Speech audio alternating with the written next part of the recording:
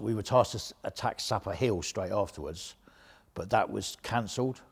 And I think we stayed on Two Sisters for the night. And then the next day we marched up Sapper Hill.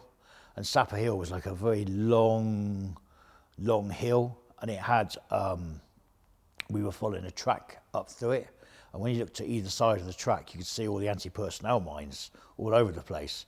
And if we'd actually had to attack that the night before, there would have been a lot of casualties, hell of a lot of casualties. And then we got to the top of Sapper Hill, and we ended up bivvying up somewhere outside, just outside of Stanley. And we were prepared to just walk straight to Stanley, and we would have been the first troops in there.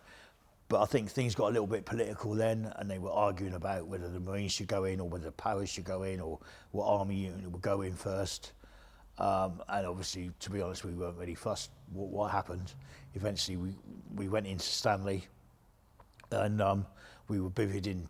We ended up being split up and going to different people's houses and staying there for a few days.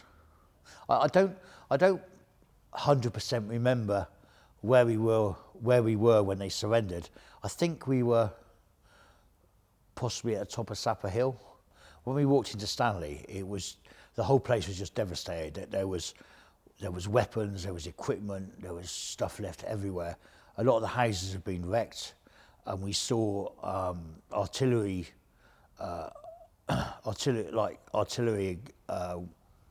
guns set up in between houses. So they were quite dirty. They obviously didn't care about the Argentinians. The Argentinians obviously didn't care about the Falkland Islanders because they'd set a lot of their weapons up in between houses and stuff like that, where they knew that our planes couldn't really attack them. Stanley itself was ruined. It was just a complete mess. There was piles and piles of weapons everywhere, and there was hundreds of Argentinian soldiers. For me, it was a massively positive experience. It's made me calm in a lot of situations that probably people aren't calm in. It's made me realise that there's more to life than a lot of things that people treat as important, if that makes sense. I'm happy in what I do, and I'm happy in what I did. I've got no regrets.